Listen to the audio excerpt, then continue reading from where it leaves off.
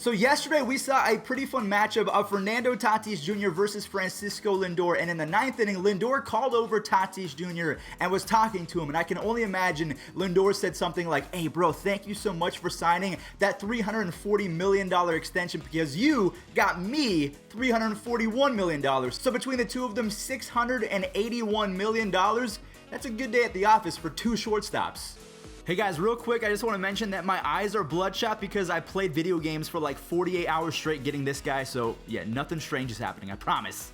Anyways, what's going on everyone? It's Fuzzy. Welcome back to yet another MLB recap. We have so much to talk about today, so we're not going to waste any time with an intro. We have possibly the two best throws of the year from outfielders. We have Francisco Lindor not only talking to Fernando Tatis Jr. at second. It was a cool moment. They definitely did not talk about money, but he is starting to heat up as well. And then also, I do want to mention that I did unlock the Superfractor of Grady Sizemore. If you're a fan of MLB The Show, that will be up later today. I cannot wait. Let's go ahead and kickstart the highlights with a walk-off from yesterday. The Pirates were facing off against the Marlins, and this was very much a roller coaster game. The Marlins put up a few runs in the 4th inning on 2 home runs from Jesus Aguilar and Jazz Chisholm. I love Jazz so much. His game is so much fun to watch. The Marlins essentially morph into a T-ball team later on in the game. So 4 runs were scored by the Pirates later on in the 8th inning. Just horrible baseball. And of course, what do the Marlins do? They answer back with some good offense. That's just what they're known for. And in the 12th inning, at a tie game, Jacob Stallings yet again delivers for his squad. I mean, it seems like every other week, Jacob Stallings is coming in huge in the clutch. He just seems to be that guy. I'm going to go ahead and knock on wood as I say this, but the Reds beat the Cardinals 5-2 yesterday, and Nicholas Castellanos extended his hitting streak to 21 games. He now has a .463 batting average in that 21-game hitting streak. Jonathan India goes yard yet again. Tucker Barnhart drives in another run before Arenado ties it up. Eugenio Suarez, who is having an all-right season, his OPS plus is below 100, but that was his 13th home run of the year, so he's still producing. At the very end of the game, Shogo Akiyama, who just came back from injury, he shows off the speed and the leather to close out the game, and again, Nick Castellanos on a 21-game hitting streak, and the Reds win 5-2. Look at these jerseys. This is so what is Tony La Russa doing? How do you do, fellow kids? That was the only meme that I could think of when I saw Tony La Russa with his hat like this. Let's go ahead in honor of Tony La Russa. We're going to talk about the highlights with my hat like this. You have Nick Madrigal making it 1-0, and Eric Haas out of nowhere has his 3rd multi-home run game of the season. Where did he come from? Oh, that's nice. He came from Cleveland. Tariq Skubal was amazing. 1 earned run and 11 strikeouts. That was a career high. And Miguel Cabrera, Miggy, hit home run number 592 for his career, so he's only 8 away from 600. The Tigers 100% have to focus on the bullpen, though, because even though they won 4-3, the White Sox, they stormed back in the final inning because at their core, Tariq Skubal, Casey Mize, Spencer Turnbull, you have a bunch of other guys. Akil Baddoo is hitting leadoff today. Riley Green, Spencer Torkelson. They can be kind of like the White Sox in the making as long as they fix that bullpen. Let me go ahead and correct my hat now. The Angels versus the Mariners. This was a fun matchup because you kind of have the battle for Japan. You have Yusei Kikuchi versus Shohei Ohtani. They played against each other over in Japan, and Ohtani won the first matchup, 436 feet. He now has 17 home runs.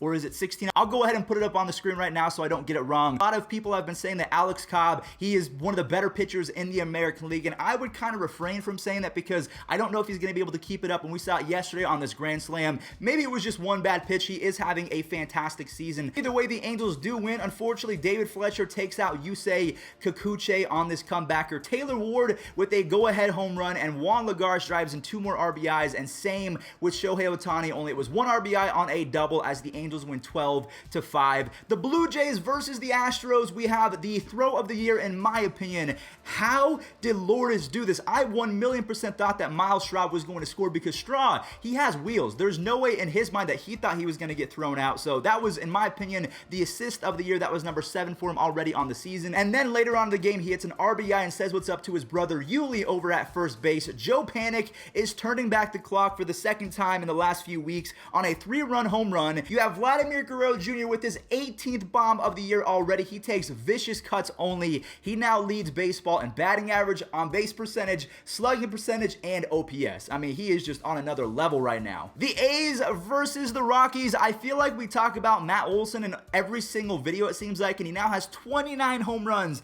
in his last 114 games. Another laser beam, though. This one came from Ramil Tapia over in left field, so the Rockies are trying their best to stay in the game. But then Chad Pinder and crew, they go off for Cole Irvin. Irvin was fantastic yesterday. Brendan Rodgers with his first career Major League home run. He was the 3rd overall draft pick a few years ago. Unfortunately, though, the A's, they win 6-3 as Mark Canha makes a web gem in the 9th inning. The A's are looking pretty good. Even though I said they were not going to be that great, along with me saying the Rays were not going to look that great, and they've been amazing. Yankees fans were not happy yesterday, and I can tell you why. Even though they got Gio Urshela for $25,000 a few years ago, and Gleyber Torres hits a 2-run home run, it wasn't enough because Jameson Taillon, his 3rd time through the batting order, opposing hitters are licking their chops once they go back out there for the 3rd time as they're hitting well over 300. We have Devers with RBIs 47 and 48. Marwin Gonzalez puts the win in Marwin because he gives the Red Sox a lead. A few more runs were scored, and then the rally was capped by a Bobby Dahlbeck 453-foot moonshot. Yankees fans,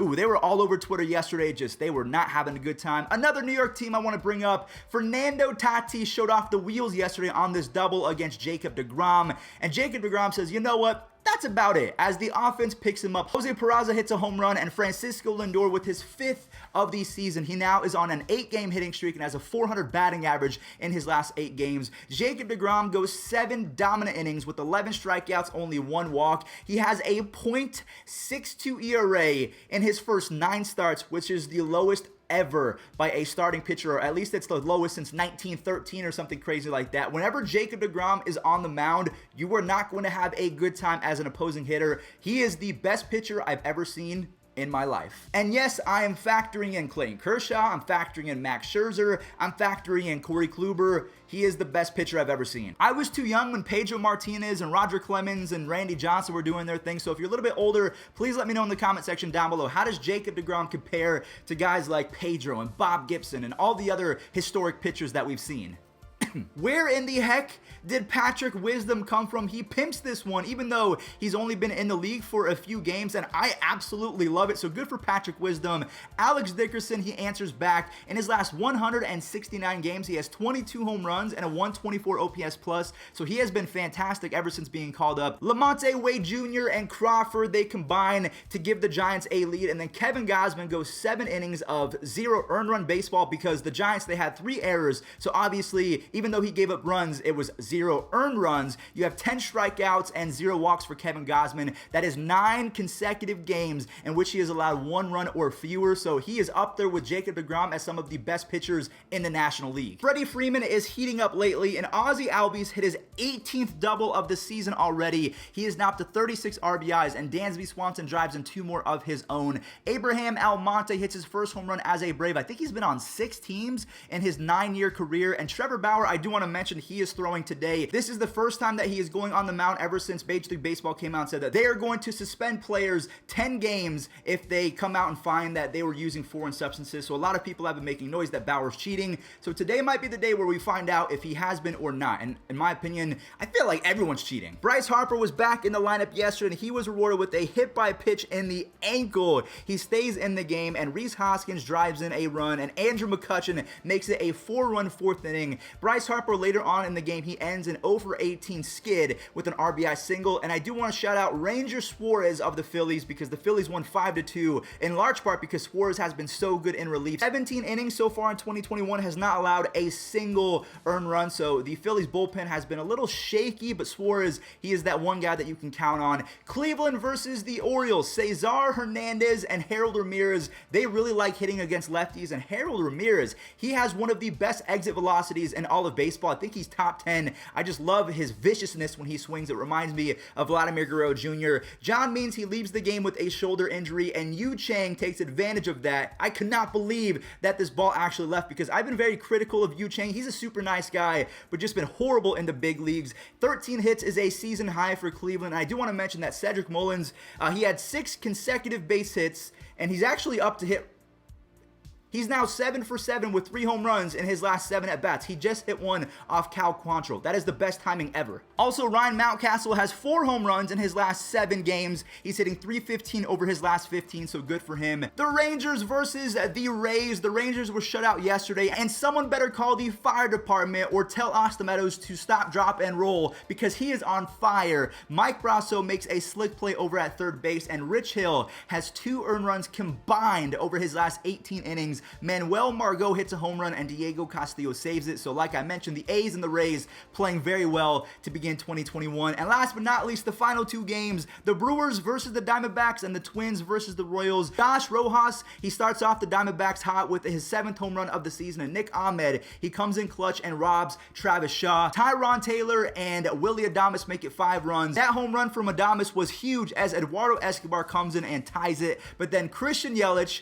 thank you so much, baseball gods, and Omar Narvaez, they go back-to-back. More Yelly highlights, please. The Brewers win 7-5. And then the Twins, a nice little comeback yesterday. They have power catchers everywhere, whether it's Mitch Garver or Ryan Jeffers. Jeffers was the case yesterday. They just have power catchers galore. Garlick does not miss this pitch, and Benny Biceps is at it yet again, so he gives the Royals a lead. But then Miguel Sano made my jaw drop. Like, excuse me on this home run. It probably went 450 feet. I couldn't find the exact measurement. A crazy 9th inning ended on a double play. The Twins, they have a home run in 16 consecutive games. That's almost a franchise record. All right, everyone. Well, that does it for today's MLB recap. Thank you all so much for watching. If you did enjoy, don't forget to leave a like and subscribe. Turn on your post notifications because we have that Grady Superfractor debut coming very shortly. Use code Fuzzy on SeatGeek if you're going to any baseball games. Save yourself $20 off, and I'll catch you on the next one. Be safe.